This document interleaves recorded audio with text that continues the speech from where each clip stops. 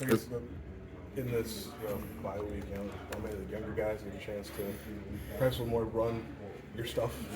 Just what did you may see from that group, taking advantage of that opportunity? So a lot of guys that were eager to get better.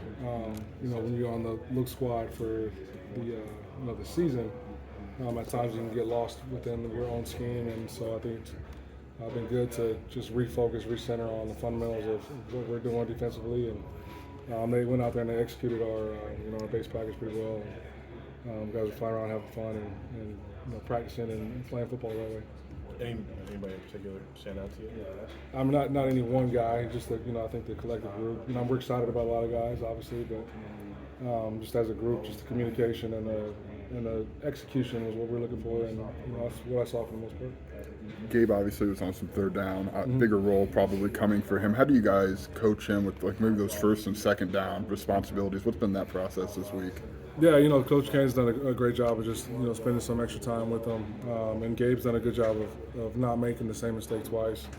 Obviously his role will increase naturally, and just the more comfortable he gets, the more experience he gets. We feel comfortable getting him out there, and he's been doing a good job, and he's been out there, and I just got to continue to keep working and keep improving. UTC's been putting up quite a few points. What do you see from their offense? They execute at a high level. You don't see very mistakes made out there. They got a really good running back. He plays behind his pads. He's hard to bring down, low center of gravity, and gets vertical. He likes playing north and south.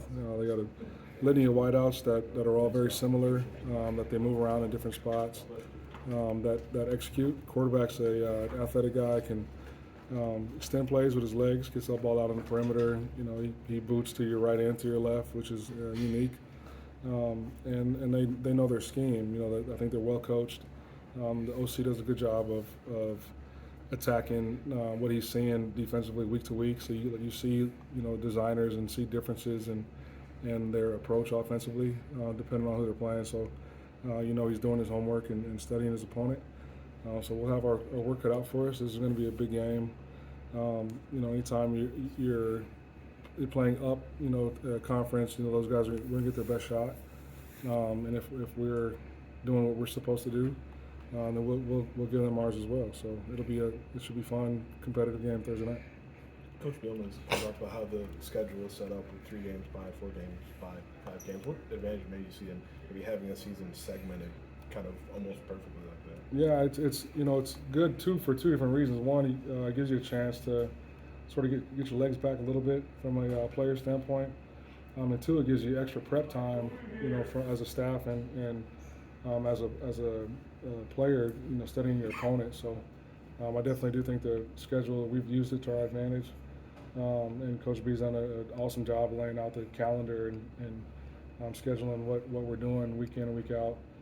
Based on when and who we're playing against. Go ahead, Andy. I guess with the bye, you have kind of new stars this year like Kendall or Taz. How much more of a self-scout do you kind of go back with them, just kind of go through? Yeah, we definitely did a lot of self-scouting, just to see if there are tips or tells, that we're presenting to the offense, and also to find out what we're doing well and where we need to improve.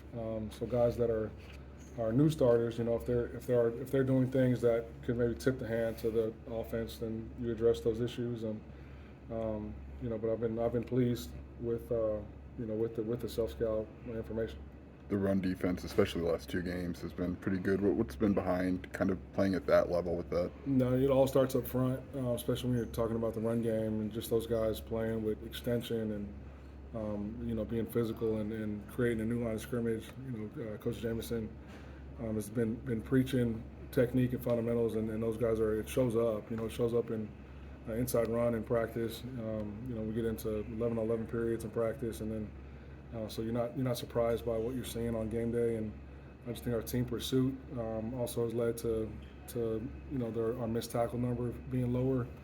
And so anytime you're not giving up that many yak yards, that also helps with your run defense. With the bye, we got a chance to get out recruiting a little bit. What kind of reception have you gotten after a pretty good start in those first 3 weeks? Yeah, I only went out that one day. Barry and I were able to stay back on the front end of the bye week just to do some more self-scouting. I get a jump on Chattanooga. But that Friday went out, and especially in state, guys are very receptive and excited about what we're doing and the style of ball we're playing. And I think Coach B obviously has set the precedent of really hitting in state hard, and he has stayed true to that. And I think they appreciate the genuineness of that proclamation.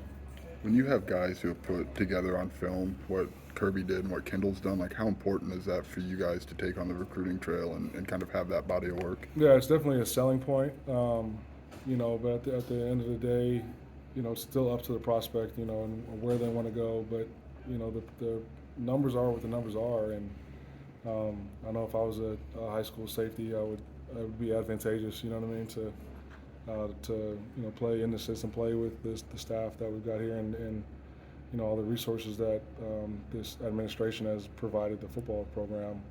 And you get obviously a coach like Coach B. It's set up to be a place that you can thrive and grow and accomplish all your collegiate, academic, and athletic goals. So that's what we're selling, and so far it's been a good reception. The stats on third down are pretty off the charts.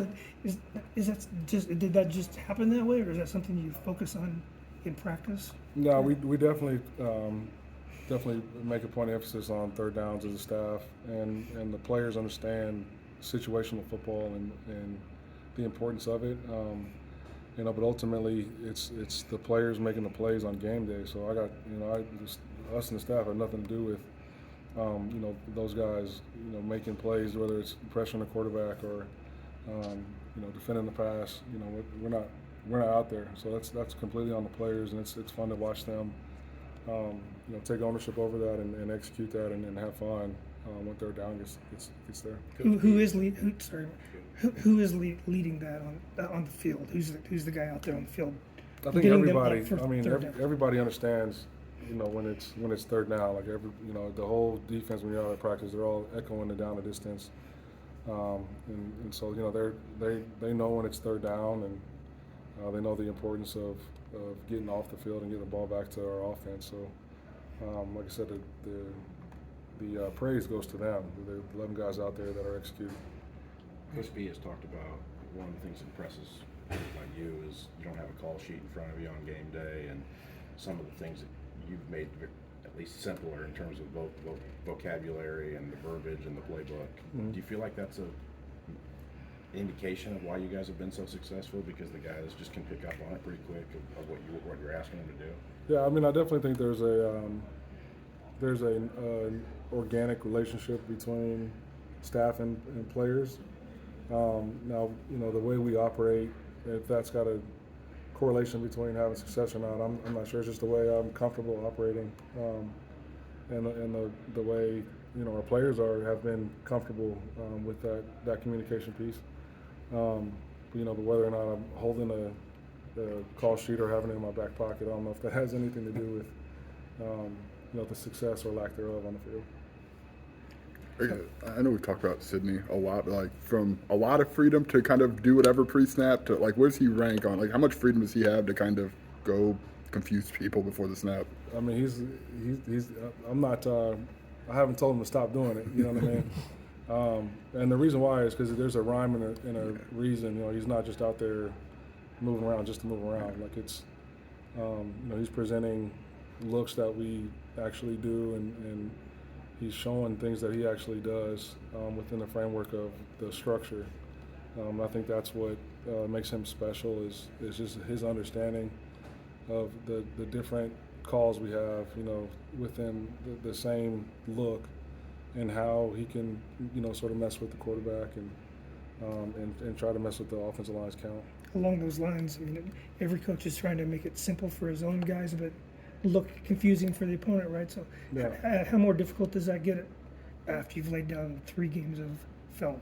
I'm not sure in terms of what the offenses are seeing or how they're preparing. I just know, from our standpoint, I think our staff's done a really good job of being able to identify issues or problem plays, and get that relayed pretty quickly, you know, from the box to the sideline, and then you know, communication from the sideline to the players, and then you know, you flip it around to the game. You know, our guys do a good job of adjusting, and I think that's just another year in the system. You know, both from a players and a staff standpoint.